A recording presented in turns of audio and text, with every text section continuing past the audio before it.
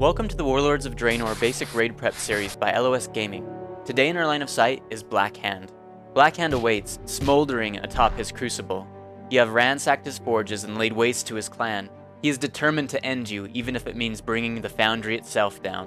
Blackhand has three main abilities he will use in each phase. Players will be marked for death, indicated by a red skull. After 5 seconds, he will toss a spear towards that player. The direction of the toss is also indicated by an arrow under Blackhand. The spear will impale whatever it comes in contact with first. Shattering Smash is a massive knockback attack. A red circle will appear around the current tank, and after a slight delay will blast any player within the circle back. The side of the circle you are standing on will determine where you get launched. 3 slag bombs will be deployed and will activate after a short time. Don't walk over them. Phase 1 is a quick burn to 70% health. Have you ranged in the center of the room. Tanks move quickly out of the slag bombs and melee don't pop them. Only the current tank should get hit by Shattering Smash. It's an aggro drop, so the other tank needs to be ready with a taunt. Have a raid cooldown ready for each time he demolishes the ceiling. Aspect of the Fox is particularly handy.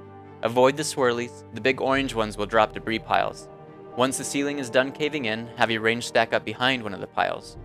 Make sure you tank Blackhand within range. This will simplify handling the spears. Move to the next debris pile once the first gets destroyed. At 70% health, he smashes through the floor. When the raid lands, just resume your positioning from phase 1. There are 4 garage doors that have a chance of releasing a Siegemaker. Have a mobile range DPS watching and immediately run over near it so they are fixated by it.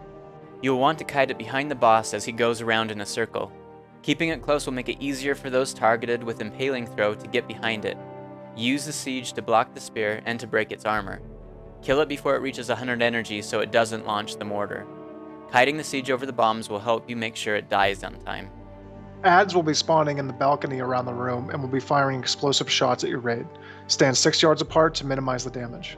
Assign a couple players to use Shattering Smash to launch themselves onto the balconies. Make sure you position yourself correctly so that you are tossed up.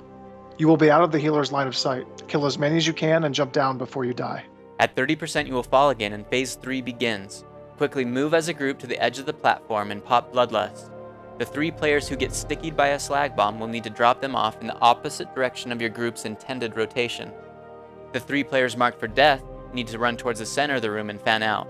The spears now pierce, so you don't want multiple people to get hit by multiple spears. Everyone should stack up for Shattering Smash. You will want to have a cooldown ready for each one. The tanks should position themselves in a way that they are launched along the edge of the platform. Just make sure you are standing in this quarter of the circle and you won't get launched off.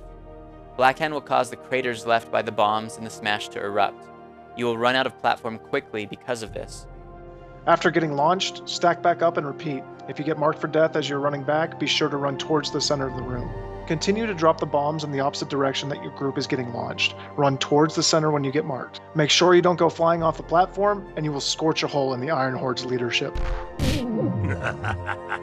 This has been Tatva. And Tovo with 2 3-minute tips by Line of Sight Gaming. Please like and subscribe and check out our other videos by clicking on any of these links.